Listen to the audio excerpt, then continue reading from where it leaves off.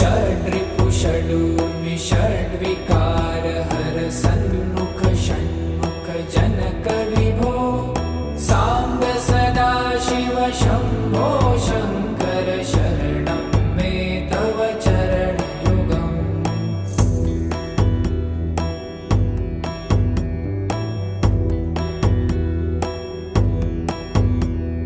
सत्यं ज्ञानमनन्तं ब्रह्मे ते लक्षणलक्षितभो साम्ब सदा शिव शम्भो शङ्कर शरणं मे तव चरणयुगम् हा हा हू हू मुखसुरगाय